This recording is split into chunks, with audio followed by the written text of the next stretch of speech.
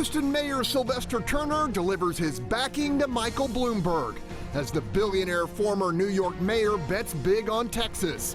Will it make a difference come Super Tuesday? In the nation's capital, defying his own prosecutors, Attorney General Bill Barr under heavy fire after moving to ease punishment of the president's friends. Is the commander-in-chief pulling the strings of American justice via Twitter? And here at home, troubling questions mount over millions in African art secretly stored in a Harris County warehouse. Could Precinct 1 Commissioner Rodney Ellis soon be facing a criminal investigation?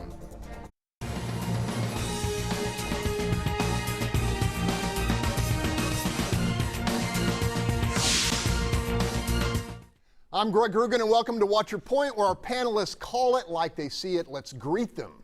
Starting us off, legendary reporter turned investigative media consultant Wayne Dolcefino. Next up, legal analyst and Houston attorney Carmen Roe. In the 3 spot, Charles Blain, founder of the advocacy group Urban Reform. Batting cleanup, longtime super neighborhood leader Tomaro Bell. Next up, well-known businessman and columnist Bill King. And closing us out on the hot corner, writer, educator, and radio host Antonio Diaz. Let's begin. And I hold myself accountable for results. In other words, I bill myself as the un-Trump. It's now 16 days to Super Tuesday in Texas, and the pitched battle for its huge horde of Democratic delegates is fully underway. After blowing off the smaller opening contest, former New York Mayor Michael Bloomberg is making a very big play in the Lone Star State, like an unprecedented media buy that's saturating platforms from Port Arthur to El Paso. With his numbers edging upward, the self-made billionaire this week reeled in a potentially critical endorsement, securing the full support of Houston Mayor Sylvester Turner, arguably the most prominent African-American politician in Texas. Now, I didn't find a perfect person, but I found someone who I believe, if we stand together, can unite a divided country and take us where we need to be. Turner's backing could deflect or at least soften the heavy incoming criticism of Bloomberg's controversial stop and frisk program, a discriminatory criminal justice strategy for which the former mayor has sought forgiveness. But one-time presidential candidate Julian Castro says Texas Democrats shouldn't give Bloomberg a pass. I don't think that money can buy you a new record. And the fact is that under Mayor Bloomberg, so many young men of color were subjected to the humiliation of stop and frisk. A UT Texas Tribune poll released this week has Bloomberg in 4th place, trailing leader Bernie Sanders by 14 points. Okay, panel, what do you think of this? Tomaro Bell, let's start with you. I attended the Johnson-Rayburn dinner, and I have looked at the candidates, and one of my goals, my goal is to beat Donald Trump. That is my goal. That is what I want the party to focus on. I don't want to go all Malcolm X on you and say by any means necessary, but I do believe that we need to make sure a candidate that we select can get the moderates as well as the lefts, some of the far lefts or whatever, and get them on board. It scares me if we get a candidate like Bernie Sanders at the top. Now let's go to stop and frisk, since people ask me, if you would be leaning toward Bloomberg, how could you talk about stop and frisk? Bloomberg became the mayor of New York in 2002, a year after the worst terroristic on-ground attack we ever had. I went to New York in 2003. The people were still scared. Car backfired, everybody jumped. And they always say New Yorkers are not scared. This stop and frisk was in place before he got there. He escalated it when he got in there as a way of them trying to protect the public. But it didn't turn into that. It turned into, the cops, whether you were dressed like my wonderful, handsome panelists over here tomorrow, it didn't matter. All you had to be was African American or Hispanic, and you were getting stopped. And that was not what stop and frisk was supposed to be about. And they didn't like it because they said the police were heavily in the minority communities. Unfortunately, in Chicago and other metropolitan cities, they say the problem crime is so high because the police are not in those communities. So I've talked to some New Yorkers who didn't agree with the whole thing that they said about stop and frisk because it made them feel safer. Wayne, you were almost apoplectic during my lead. Well, look, I don't even know what to say anymore. Look, if Democrats want to elect another billionaire guy and it makes them stop whining about Donald Trump, then I'm happy with that, okay? Stop and frisk was abused. But can we sort of like take the elephant in the room? If you don't carry around guns, you won't have to worry about someone searching you. You're like, if someone wants to search me, I have. You don't say that in Texas. Yeah, Hold on. yeah, I'm going to say it right here. I think I'm in Texas. It was kind of foggy this morning, but I think I'm still in Texas. Look, it was abused. People who were pulled over just for being black, right? I mean, my friend Ron Wilson used to say, it's driving while black. I'm not stupid. I get it. But let's also be honest that if people didn't have guns and drugs on street corners, they wouldn't have to worry about some cop saying, let me see if you have a gun. Come on. I want to hear what Tony has to say. Should stop and frisk be a disqualifying factor? Well, first of all, little commercial there for Republican stereotypes this morning, I guess. There was a bunch right there. What I think is great about this conversation is that unlike Donald Trump, Bloomberg apologized. Unlike Donald Trump, Bloomberg said it was racist. Unlike Donald Trump, he's going to do something about it. I love that this is a discussion that the Democrats have. We need to separate Republican views from Democrat views. Republicans refuse to recognize structural discrimination. I love that at the last debate, Tom Steyer said, let's talk about racism as it affects blacks and Latinos. And poor white folks, too. Let's get them all on the table.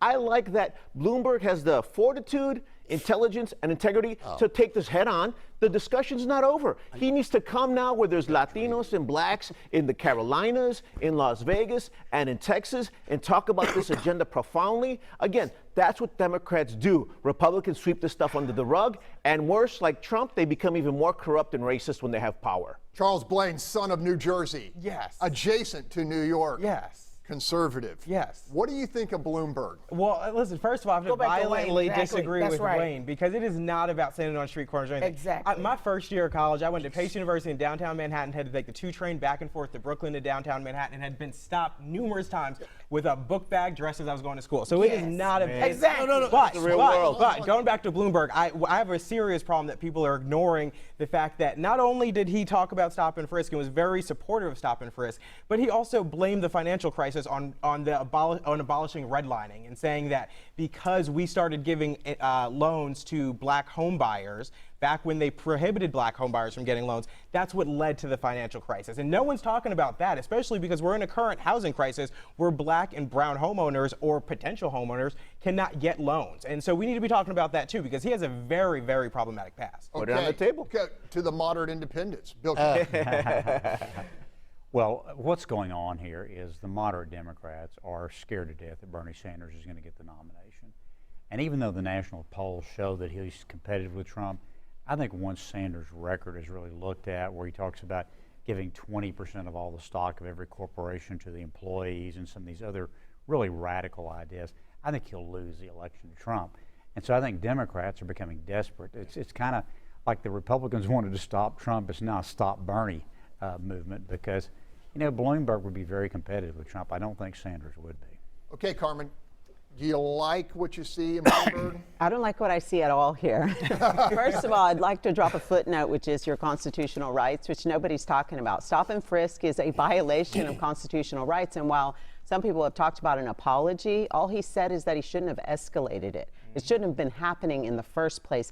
And to Tomaro Bell's point, fear is always a justification for violating people's rights. Amen. It can never be about that. And as far as Bernie Sanders, I just can't believe we spent 4 years talking about a white billionaire bully in the White House, and we're ready to bring another one in.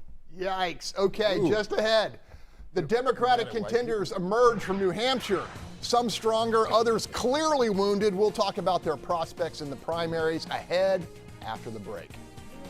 Welcome back. Bloomberg's Super Tuesday strategy may well have been bolstered by the outcome of this week's New Hampshire primary, where Bernie Sanders and Pete Buttigieg finished 1-2. But for others in the field, the Granite State returns set off viability alarms, most notably one-time frontrunner Joe Biden, who came in a disappointing 5th, and Massachusetts Senator Elizabeth Warren, who managed a meager 4th-place finish in a state neighboring her own. For both Biden and Warren, the upcoming contest in South Carolina and Nevada are now widely considered critical. Okay, Tony, what do you think? Well, it's an uphill battle for Biden, but of course, in many polls, he beats Donald Trump in a head-on battle, and I think that's why Donald Trump has really lowered himself. It is appalling to see him to go after someone who was a public servant. Biden was vice president under Obama, and he really came through for America for 2 terms as a public servant, whether you like his record or not. What is appalling is for Donald Trump fear him so much that he's going to attack his family, anyone who supports him, and use quid pro quo to get dirt. So what really is upsetting is that Biden is such a threat to Trump that he's willing to destroy the Constitution to win this election. So Trump is scared of Biden, no matter what the numbers show. Okay, Tomaro, I want to hear what you have to say. Keep it tight. I don't think Trump is scared of Biden, and I don't think he can go any lower because he can't get no lower. He is as low as you can go in his attitude. If you say anything against him, even if you were one of his own crew, he come after you. So I don't think that's it. I do know that he definitely was afraid of Biden, else he wouldn't have asked them to investigate him in the Ukraine and held up the aid. So we know he has some concerns about Biden. But I know for a fact he's terrified of Bloomberg. Terrified. Bloomberg has kept him out of that high boys club in New York for over 30 years. So I know he hates him like poison because he got his money the right way, not by ripping off young contractors or waiting for your daddy to lend you some. Okay, Bill King, Biden in trouble, Warren in trouble? Yeah, so I think that the moderate wing of the party was waiting to see whether or not Biden could rise to the occasion or not, and he's not. And that's why I think you now see them abandoning Biden and going to Bloomberg as the possible. And look, this brokered convention, it never happens, but I have to say it's setting up this time at least as a possibility. Wayne, can any of these guys beat Trump? Look, I think Bloomberg is potentially a threat, although I really would love him to have Hillary Clinton as his vice president, because I think that's kind of funny. And can I just say one thing about Hunter Biden, Tony? Look, Joe Biden seems like a nice guy.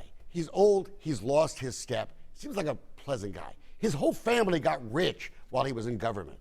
His son, Hunter, is a freak show who got paid lots of money. And if you just can't admit that that is not what it is, then I'm sorry, there's nothing else to talk about. Don't throw stones when you live in a glass White House. Gotta leave it there. Coming up, the president again pushing the envelope of executive power, dictating and getting leniency for his friends from the Justice Department via Twitter.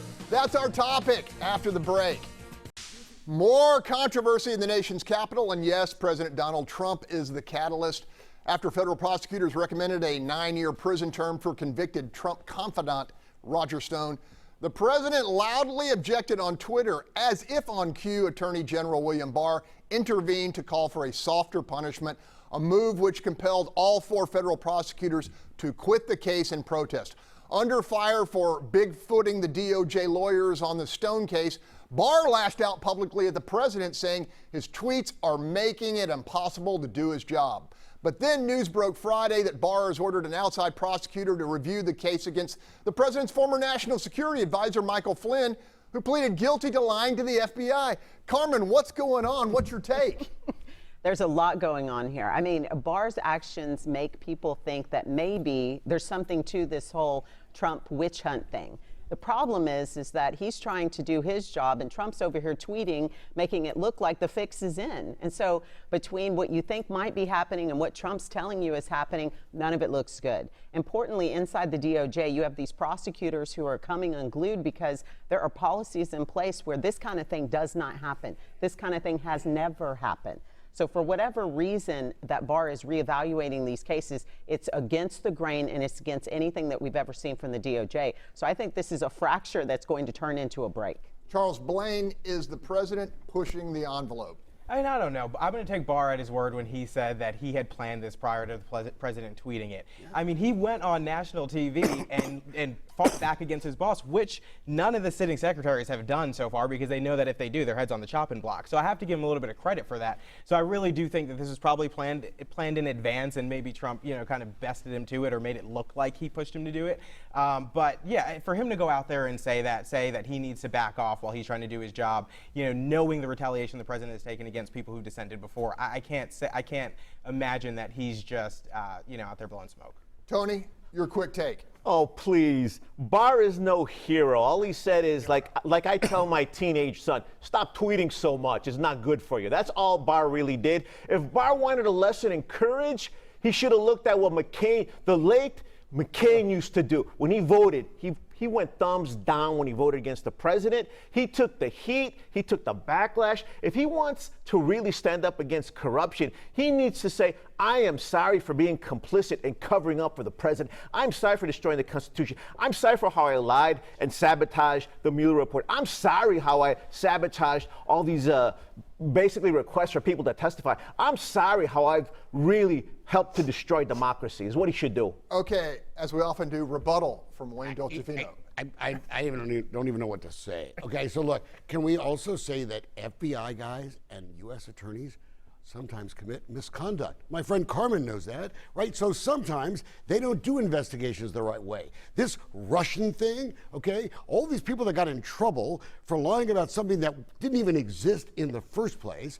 You've got this old guy, Stone, who's just one of those campaign hacks, right? Who said he was going to kill some guy's dog like he really was. You want to put this guy in prison for the, wait a second, you want to put this guy in prison for the rest of his life for that, because that's what you're doing to a guy who's like 68. 79. And Mike Flynn, look, and we're talking about African Americans this morning, my friend. Let me tell you something. How many black kids pled guilty to a crime they didn't really commit just because they couldn't afford to fight it? And yet, it's okay for that. Wait a second. Hold on. This is double standard 101, guys, okay? Mike Flynn pled guilty because his family was being destroyed and he was spending $1 million trying to defend himself. It can't be right just half the time.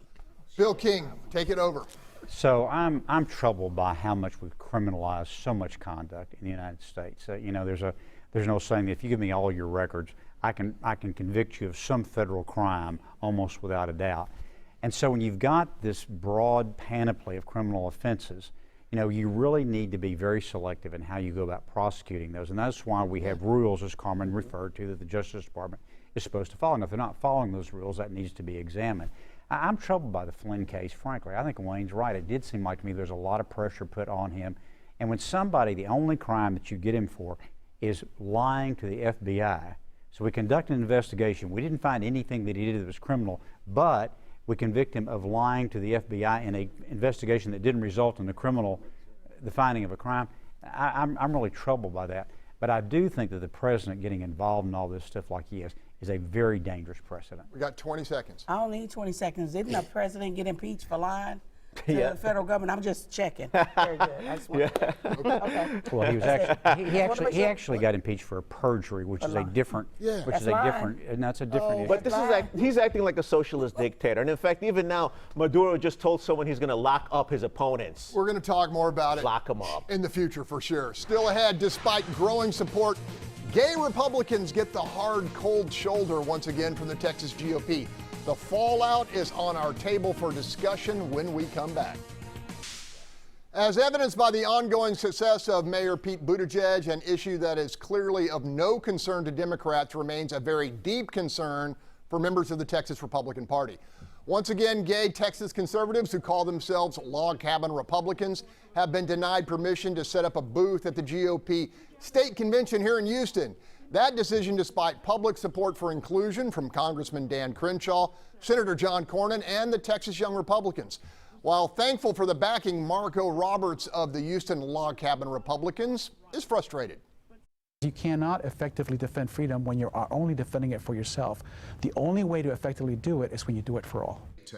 Opponents of log cabin inclusion like State Senator Bob Hall compared the group to snakes, who if allowed in would eventually poison the party. Bill King, talk to us. I know a lot of Republicans seem to not understand that politics is the art of addition and not subtraction. Look, I know these guys very well, the log cabin Republicans. They're extremely physically conservative, and they're conservative on a whole lot of other issues. They have one disagreement over this issue of gay marriage and some other things. And disagreeing with people about one issue is not justification for excluding. And by the way, this is very much a generational thing. Bob Hall is right at 80, Dan Crenshaw is right at 40. When you look at the polling on this, the acceptance of gay marriage under 35 is almost universal. Over 65, it's still opposed by a majority of Americans. This argument is over, folks. It's going to happen.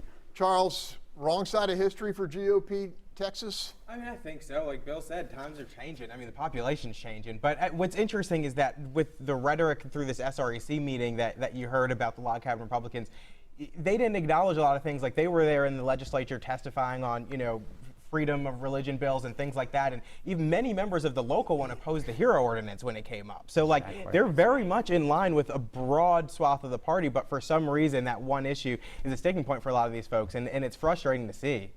Wayne, I interviewed the sane, calm, reasonable Dolcefino this week. The rising Republican star, your son, Anthony. Yeah. And he had a good take on this. What's your take? So one of the first groups that endorsed Anthony was the Log Cabin Republicans, and I will say the name Hotze, because I remember one night being at dinner and Hotze called and sort of said to my son, if you take their endorsement, you won't get our endorsement. And I said, tell him where to stick the endorsement. Okay, this is stupid. All right, look, these are, I mean, my late mother's boss is in the Log Cabin Republicans. These are great guys who want to fight for limited government and so many issues that are right. Who cares who I could care less who someone loves. I know you'll be shocked by this, Tony, but I could care less. Very petty and mean discrimination. Hey, I'm going to leave it right there. That's me. Still ahead. Firefighters in San Antonio settle a long-standing labor dispute through an unbiased third party. So why can't Houston do the same for its long-suffering first responders? Our panel piles into that question after this short break. After 6 years of bitter conflict, a contract dispute between firefighters and the city they serve has been settled through binding arbitration. Neither side got everything it wanted, but both sides are calling the deal fair. No, we're not talking about Houston. This peace accord occurred in San Antonio, the first of its kind in Texas. So after years of collective bargaining, stalemate here, many are asking why Mayor Sylvester Turner still won't accept the firefighter union's offer to do exactly what San Antonio just did, break the impasse through binding arbitration. Okay, Carmen Roe, you have settled deals, made agreements. What's your take on this? It's quite clear. Anybody who's ever been involved in a litigation that deals with money will tell you you can give it to the lawyers or you can give it to the people. In this case, we're giving all the money to the lawyers and none of the money is going to our firefighters. I think the situation in San Antonio is encouraging because it's a situation where they've provided pay raises and insurance to these firefighters that is consistent with the budget that they have in San Antonio. And just like any good deal, no one got everything they wanted, but everybody walked away and thought it was fair. That's what we need here in Houston. I seem to remember in the mayoral campaign where Bill King was saying, we should be doing exactly this. I don't know. Is that right? Seemed like I remember maybe saying that somewhere along the way. Look, this is really a problem with the state statute. The state statute says that both parties have to agree to an arbitration, and I think that ought to be mandatory in these cases. We don't give public employees the right to strike, so they have no way to walk off the job to ultimately litigate their grievances. We make them stay on the job while this is going through the courts. And look, the court process takes years. There's currently a case pending over this issue in the Harris County District Courts, which is going no place. So I think what the state legislature needs to do is to amend the statute and say if you cannot reach it in meet and confer or in collective bargaining, then you have to go to mandatory arbitration. Okay, Tomaro, you have your hand on the heartbeat of what goes on at City Hall. Do you think there will be any pressure on the mayor and this kind of new city council to say, hey, let's get this done. Let's go to binding arbitration? This needs to be over. I mean, citizens need to feel safe.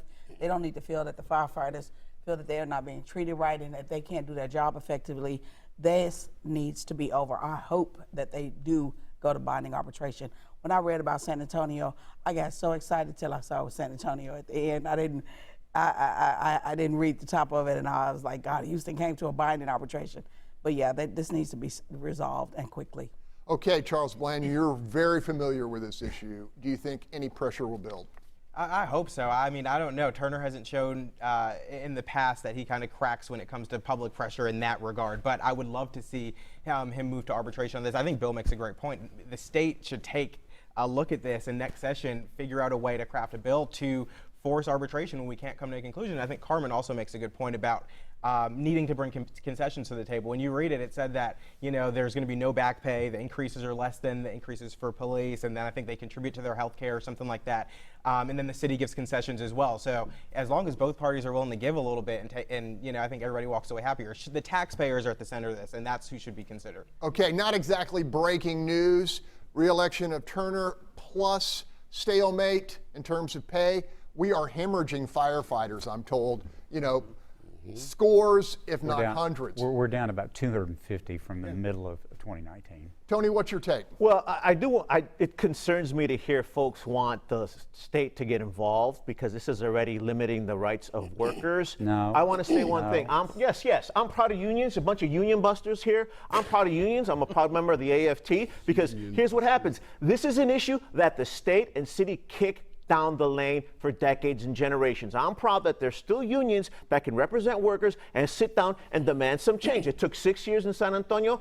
I guess it's going to take similarly as long here, or not. There's 2 mayors, but here's my point. If workers can organize, it's different. Not every single different field has that right, and that's wrong. The firefighters I don't want the state involved, Tony. I want the union to be able to demand arbitration. This is not a union busting. This is the union can't get to arbitration. They have to sit through the court case. I want the state to give them the right to demand that it go to arbitration. Yeah. Hey, those 2 court cases are still out there, and they could go against the city. Could be big bucks. Wayne, get a minute. Okay, we have firefighters who live in crappy fire stations, right? We have firefighters getting cancer all the time because of the trucks that they've been forced to operate. They ride around in the summer in 110-degree heat. And we have a mayor, because he's such a little vindictive little whiny boy, that he couldn't just do what he was supposed to do for them, right? And we reelected him, which sends the signal to this guy that it's okay to treat first responders like crap. And that's just wrong. A city's first responders, it's firefighters, it's law enforcement who do thankless jobs, who save people every day, shouldn't be given everything they want, but they should be treated with respect. It's disrespect. And Bill, since Bill said I was right earlier, Bill is right now. Okay, we're going to leave it right there. Next up, she's passionate, she's outspoken, and she's fighting to be the Democratic nominee for Congressional District 22. Nyanza Moore is in our hot seat this morning to tackle a troubling controversy and to make her case to voters. Stay with us. Watch your point. We'll be right back. Welcome back. She's an attorney, a wife, and the mother of 2 awesome kids, not to mention an original panelist on this particular program. But these days, Nyanza Moore is battling as a Democrat to represent Texas 22 in Congress. On March 3rd, voters will make their choice. In the meantime, Nyanza Moore has returned to our hot seat. Good to have you back. It's good to be here in the hot seat. Thank you for having me. Okay, first rattle out of the box. Yes. This week, one of your opponents, Derek Reed, sought and received a temporary restraining order against you after alleging you wrongly accused him of committing domestic violence. Got to ask you, did you do that? And if so, is there any proof of it? Well, so here's the thing. I don't even know what the lawsuit says. Somebody told me it was posted on Facebook, and so I still haven't even read it. I have no notice of it at all.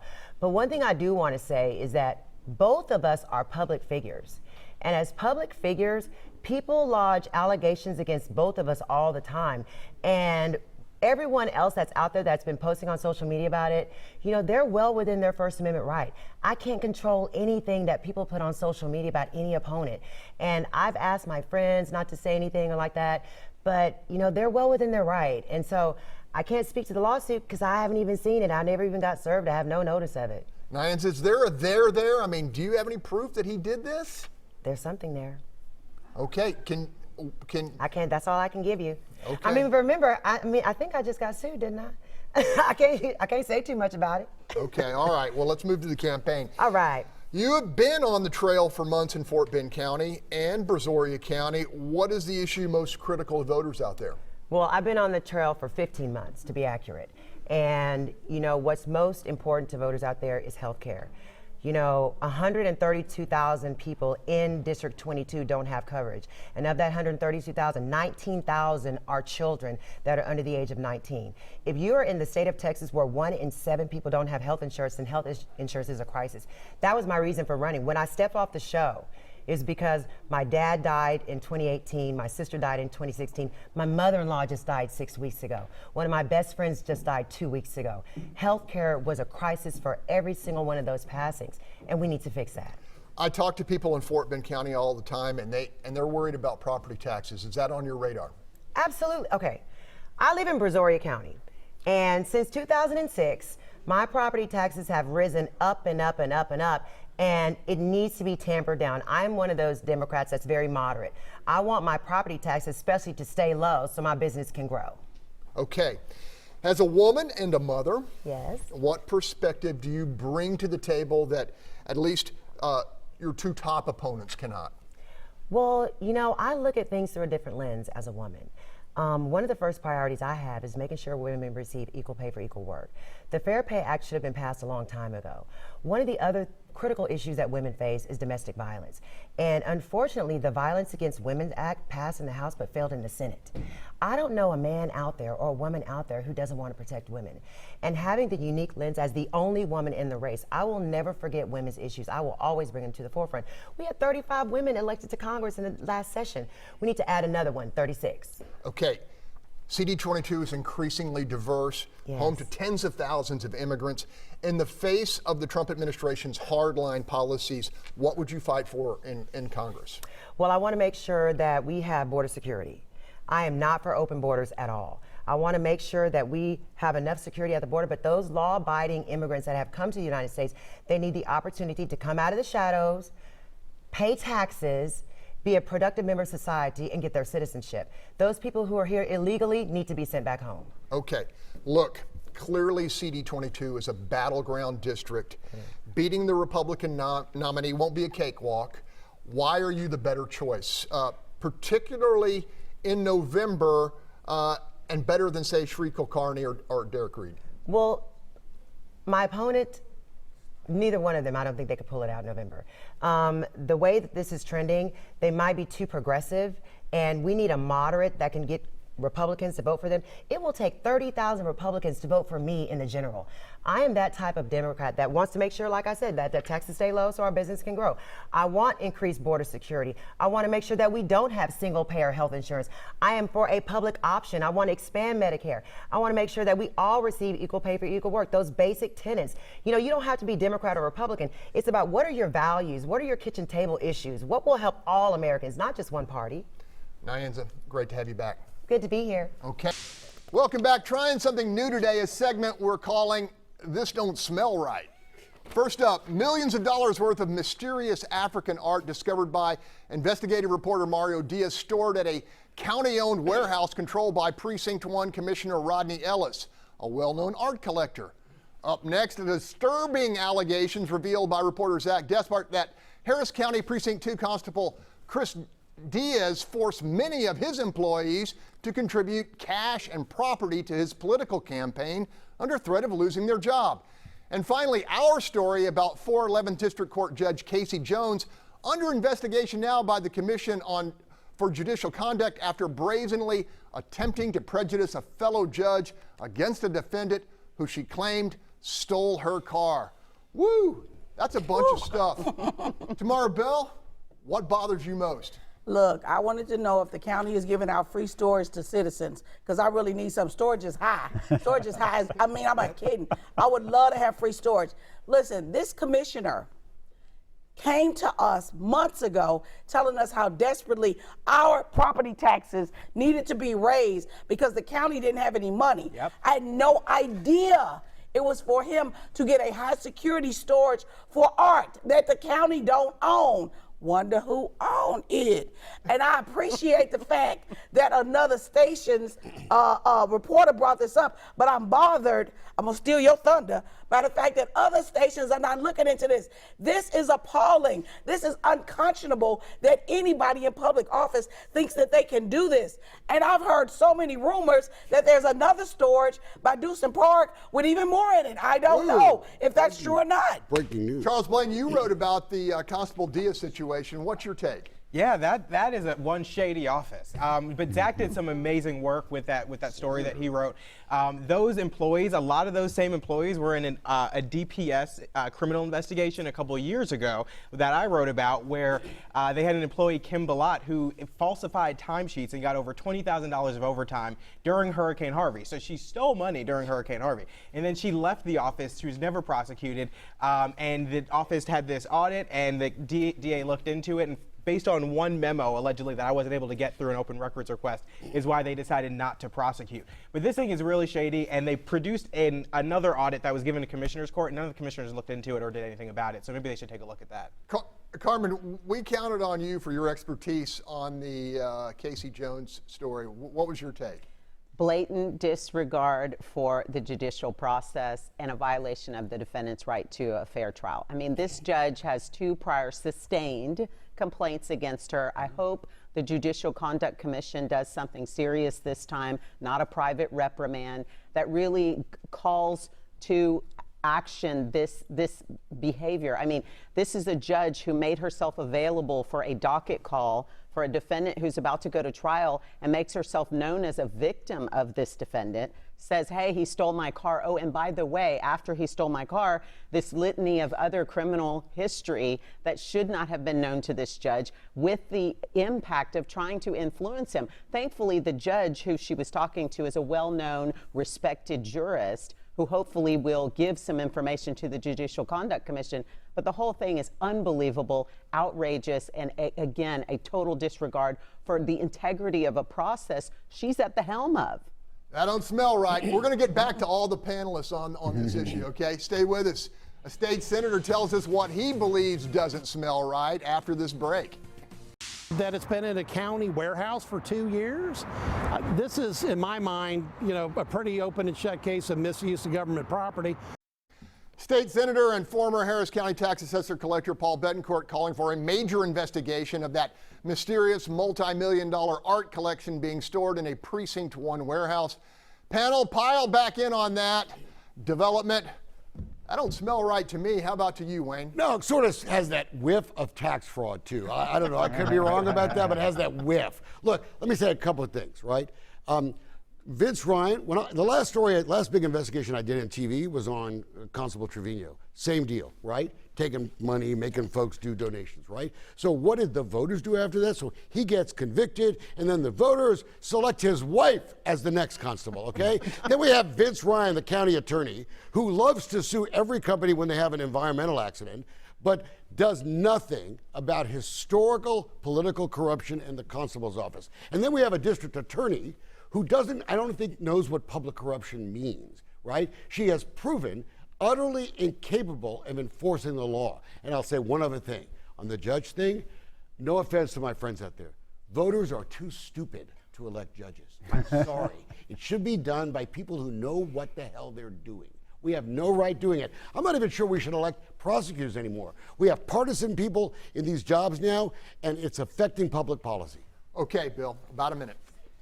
So I'm troubled by a couple things here. One is I can't remember the last public corruption case that was brought by either the U.S. Attorney's Office or the Harris County DA, way back before this DA, and I can't remember the last one that's been brought here locally.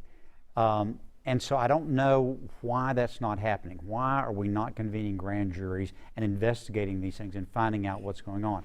The second thing that bothers me, and I'm going to give you a kudo for this, is how the media sources in town do not support each other on these stories. Nope. If somebody develops a story, then everybody else stays away from it. Yep. And what that allows the elected official to do is to marginalize that particular reporter. Right.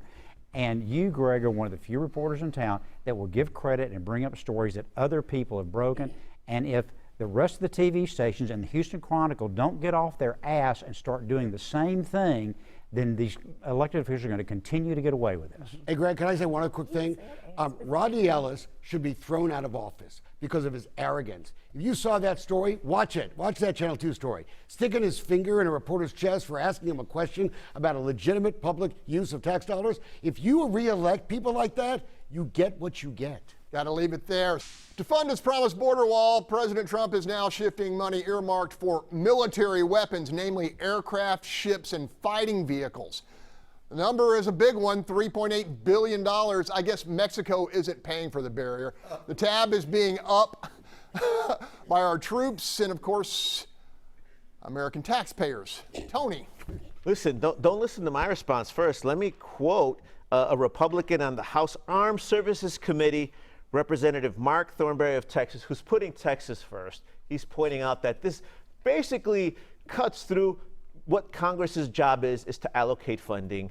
Additionally, if the Republicans had had such a really contested primary like the Democrats have, we've gone over basically insurance for everybody. If they'd have gone over the wall and said, really, is Mexico really going to pay for this? Would they have said, no, I'm going to take aircraft out of your army. I'm going to take Humvees out of your army.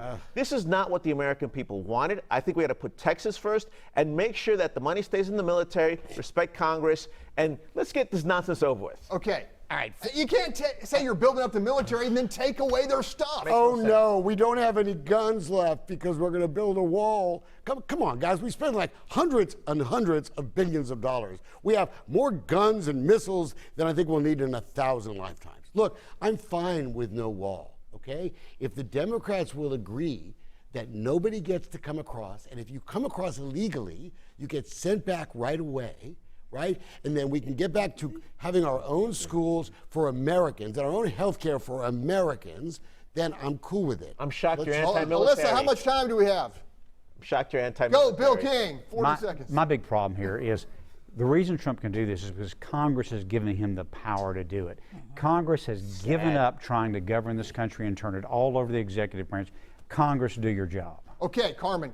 Great observation. What is I was recently in Cozumel, and for all the people worried about the wall, in Cozumel they have the really big sign that says to Trump that they are on the fun side of the wall. So we'll continue our discussion of political topics with Fox News Sunday. And host Chris Wallace, thanks for being with us and have a great week. Good job, Carmen.